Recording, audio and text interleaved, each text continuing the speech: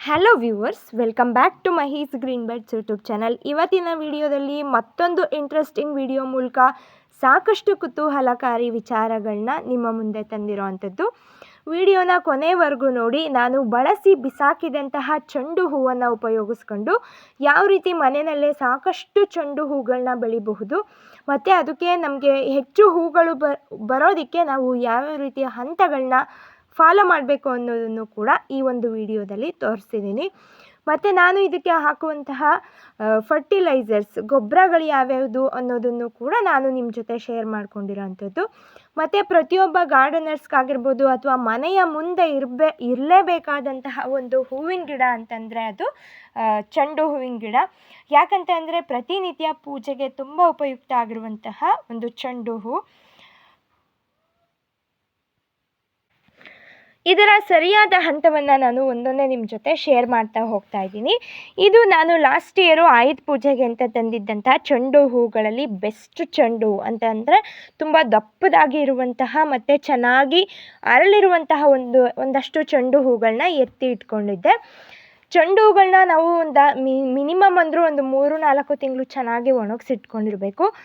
ಹೂ ಹಳೇದಾದಷ್ಟು ಕೂಡ ನಮಗೆ ಗಿಡಗಳು ಚೆನ್ನಾಗಿ ಬರುತ್ತೆ ಅಂತ ನಮ್ಮ ಅಜ್ಜಿ ಒಬ್ಬರು ಹೇಳಿದರು. ಹಾಗಾಗಿ ನಾನು ಅಷ್ಟು ತಿಂಗಳಿಂದ ಅದನ್ನು ಚೆನ್ನಾಗಿ ಒಣಗಿಸಿ ಎತ್ತಿಟ್ಕೊಂಡಿದ್ದೆ. ನಾವು ಚೆಂಡು ಹೂವಿನ ಸಸಿಗಳನ್ನ ಹಾಕೋದಕ್ಕಿಂತ ಮುಂಚೆ ಒಂದು 3 ಸಲ ಆದರೂ ಮಿನಿಮಮ್ ಮಣ್ಣನ್ನು ಅಥವಾ ನೆಲವನ್ನು ಹದಗೊಳಿಸ್ಕೋಬೇಕು.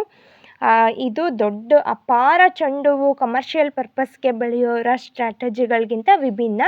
ಅಂದರೆ ಮನೆಯಲ್ಲೇ ಹಾಕ್ಕೊಳ್ಳೋರು ಈಗ ಯಾಕೋ ನಾವು ಹಾಕಿರೋ ಚೆಂಡು ಚೆನ್ನಾಗಿ ಬರ್ತಿಲ್ಲ ಹಾಗೆ ಹೀಗೆ ಅಂತ ಕಂಪ್ಲೇಂಟ್ಸ್ ಇರೋರು ಈ ರೀತಿ ಒಂದು ಸ್ಟೆಪ್ಸ್ನ ಫಾಲೋ ಮಾಡಿ ಒಂದು 3 ಸಲ ಆದರೂ ನಾವು ಚೆನ್ನಾಗಿ ಮಣ್ಣನ್ನು ಹದಗೊಳಿಸ್ಕೊಂಡು ಕಳೆ ಎಲ್ಲ ತೆಗೆದು ರೆಡಿ ಮಾಡಿ ಇಟ್ಕೊಂಡಿರಬೇಕು.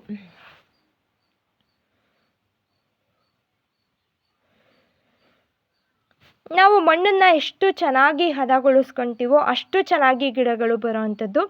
ಮಣ್ಣಿನ ಟಾಪ್ ಲೇಯರ್ ಯಾವಾಗಲೂ ಕೂಡ ಸಡಿಲವಾಗಿರಬೇಕು. ಮಣ್ಣು ಲೂಸ್ ಆಗಿದ್ದಷ್ಟು ಕೂಡ ಮಣ್ಣಿನ ಆಳಕ್ಕೆ ನೀರು ಮತ್ತು ಗಾಳಿ ಹೋಗೋದಕ್ಕೆ ಚೆನ್ನಾಗಾಗಿ ಗಿಡಗಳು ಉತ್ತಮವಾಗಿ ಬರ್ತವೆ. ಅಂದರೆ ನಾನು ಇಲ್ಲಿ ತೋರಿಸ್ತಿರುವಂತಹ ಚೆಂಡು ಹೂವಿನ ಗಿಡಗಳು ಆಲ್ರೆಡಿ ಒಂದಷ್ಟು ಹೈಟ್ ಕೂಡ ಬೆಳೆದಿರೋವಂಥದ್ದು.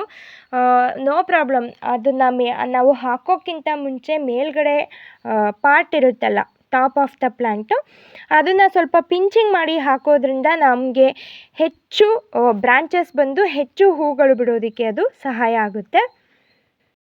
ನಾನು ಈ ಸಸಿಗಳನ್ನ ಹಾಕಿರೋದು 2026 ಮೇ 7ನೇ ತಾರೀಕು ನಾನು ಹಾಕಿರೋ ಅಂಥದ್ದು.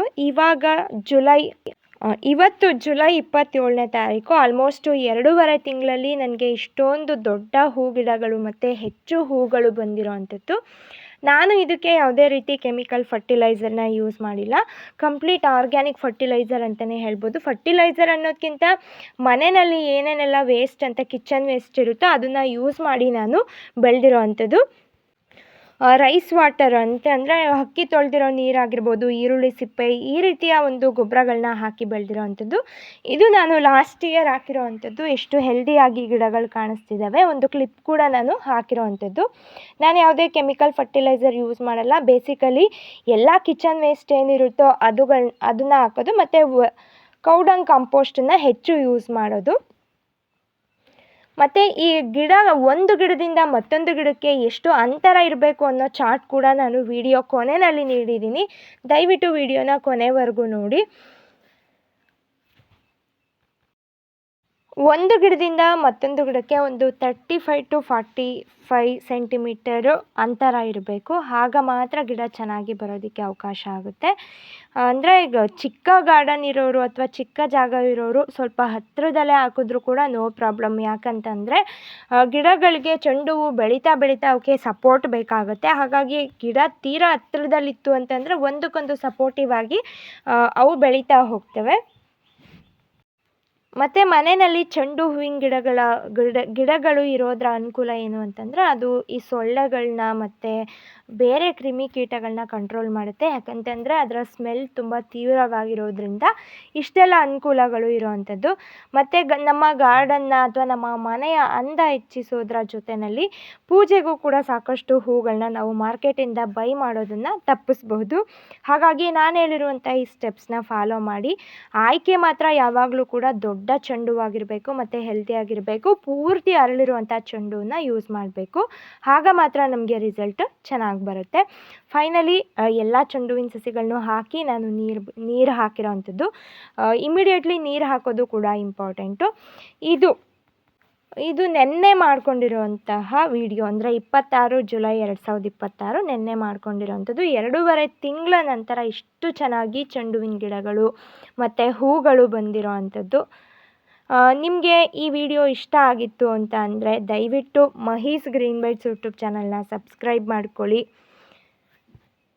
ಮತ್ತು ನಿಮ್ಮ ಫ್ರೆಂಡ್ಸ್ ಆ್ಯಂಡ್ ಫ್ಯಾಮಿಲಿ ಜೊತೆ ಈ ವಿಡಿಯೋನ ಶೇರ್ ಮಾಡ್ಕೊಳ್ಳಿ. ಸಾಕಷ್ಟು ಲೈಕ್ ಮಾಡಿ. ನಿಮ್ಮ ಸಪೋರ್ಟ್ ತುಂಬಾ ಇಂಪಾರ್ಟೆಂಟು. 2.5 ತಿಂಗಳ ರಿಸಲ್ಟು ನನಗೆ ಇಷ್ಟು ಚೆನ್ನಾಗಿ ಬಂದಿರೋ ಅಂಥದ್ದು. ಮತ್ತು ಇಲ್ಲಿ ಎಷ್ಟು ಡಿಸ್ಟೆನ್ಸಲ್ಲಿ ನಾವು ಮಾರಿಗೋಲ್ಡ್ನ ಹಾಕಬೇಕು ಅನ್ನೋ ಒಂದು ಕ್ಲಿಪ್ ಕೂಡ ನಾನು ಹಾಕಿದ್ದೀನಿ.